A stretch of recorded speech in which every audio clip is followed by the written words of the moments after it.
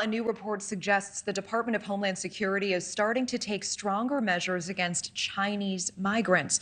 Last year saw a surge of Chinese nationals entering the country illegally from Mexico, with border officials arresting more than 37,000. That is 10 times the number in 2022.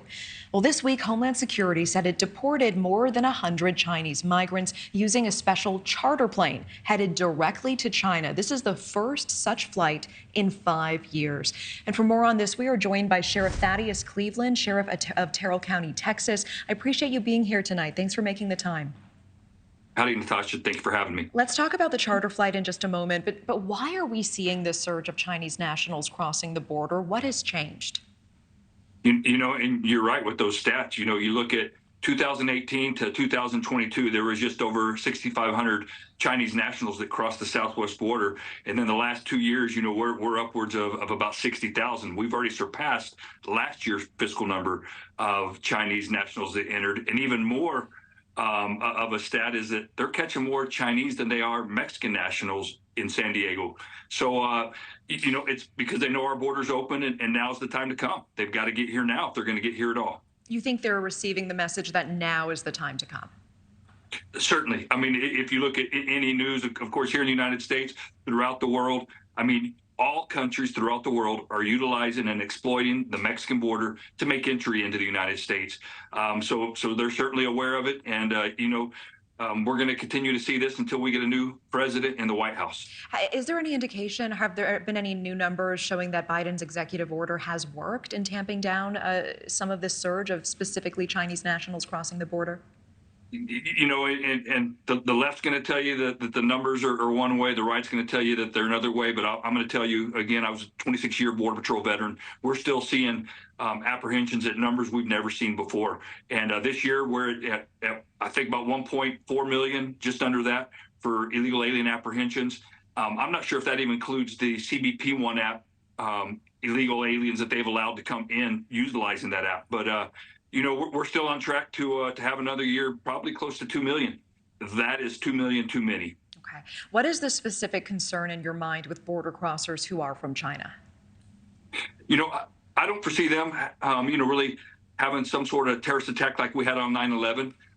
Certainly, there are some other countries that are exploiting the border and may do that, but I see more so the Chinese, and I've had some discussions with some people that, you know, they're looking more at cybersecurity. You know, our financial systems are all, you know, electronically controlled.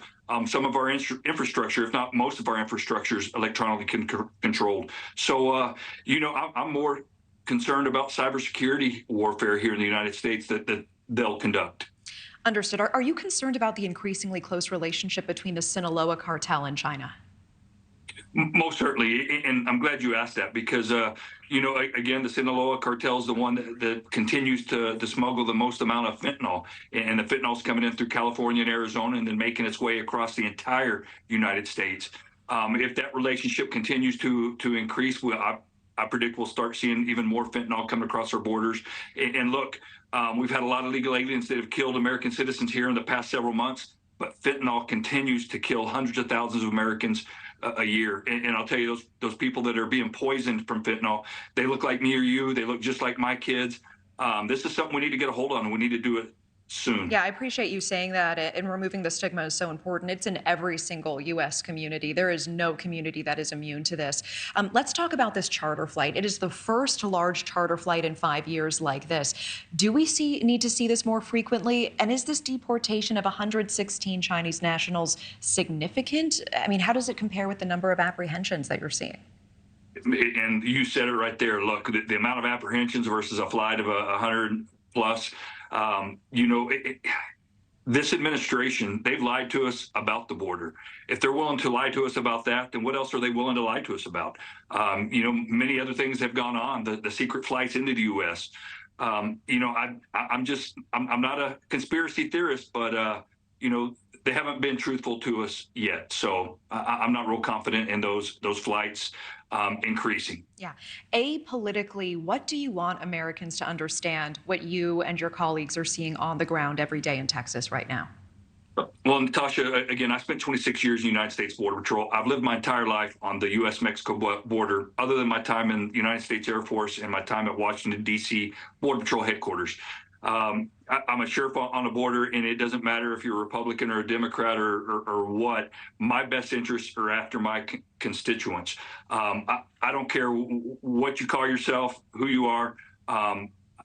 I don't have an agenda. Look, I don't give you speaking points from the Department of Homeland Security or from Governor Abbott in Texas. My speaking points are from my own experience. And what we've seen the last 3.5 years is something we've never seen before along our southwest border with Mexico. Thank you for watching. Go to newsnationnow.com to find News Nation on your television provider. And don't forget to click the red subscribe button below to get more of News Nation's fact-driven, unbiased coverage.